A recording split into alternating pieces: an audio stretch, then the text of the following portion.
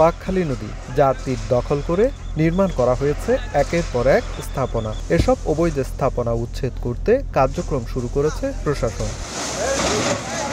সোমবার সকাল ৯টায় উচ্ছেদ কার্যক্রম শুরুর কথা থাকলেও কিছুটা দেরি হয়। প্রথমেই কাগজপত্র নিয়ে জমির মালিকরা প্রতিবন্ধকতা তৈরি করলেও বন্ধ করতে পারেনি উচ্ছেদ কার্যক্রম।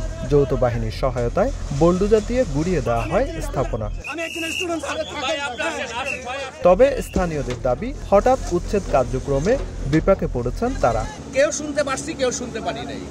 আজকে সকালবেলা এগুলি উচ্ছেদ অভিযান চলছে, তাহলে আমার পরিবার পরিজন নিয়ে আমি কোথায় যেয়ে দাঁড়াবো? বাঁকখালী নদী দূষণ ও দখলমুক্ত করতে সরকারকে ৪ মাসের সময় বেঁধে দেয় হাইকোর্ট। এর পরিপ্রেক্ষিতে গত শনিবার নৌপরিবহন উপদেষ্টা কক্সবাজার এসে প্রশাসনের সঙ্গে বৈঠক করেন। উচ্ছেদের প্রথম দিনে ২ একর জমি দখলমুক্ত করা হয়েছে বলে জানায় বিআইডব্লিউটিএ। এখন পর্যন্ত আমরা দেখতে পাচ্ছি যে আমরা হয়তো ২ একরের মতো জায়গা অবমুক্ত হয়েছে এবং আমরা এটা চলমান থাকবে। প্রশাসন বলছে, নদী সম্পূর্ণ দখলমুক্ত করার আগ পর্যন্ত এই উচ্ছেদ কার্যক্রম অব্যাহত থাকবে।